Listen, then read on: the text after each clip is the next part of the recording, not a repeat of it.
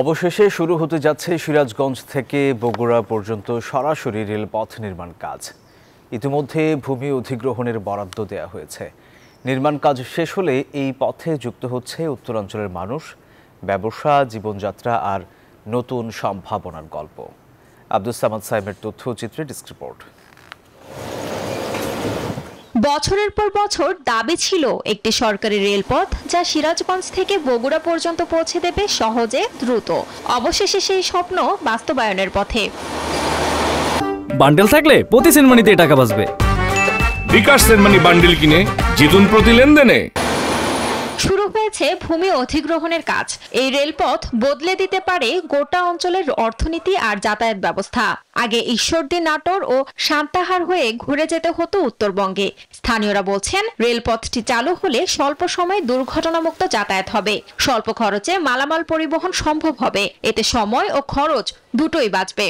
উত্তরবঙ্গের এই অবহেলিত লোকজন তারা অল্প সময়ে এবং স্বল্প খরচে তারা মনে করে যে বিশেষ করে যানজট মুক্ত অবস্থায় এবং দুর্ঘটনা মুক্ত অবস্থায় রাজধানীতে যেতে পারবেন। বাংলাদেশের মধ্যে ইকোনমিক জোনটা হচ্ছে বড়।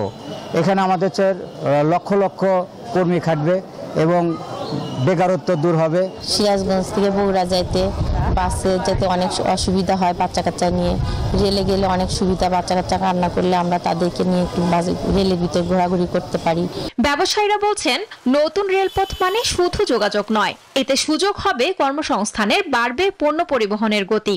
খুব কম খরচে পণ্য, যে সমস্ত পণ্যগুলি আছে সেই পণ্য বহন করা যাবে খুব দ্রুততম সময়ের মধ্যে। মালামালগুলি পচে যাবে না অনেক সময়।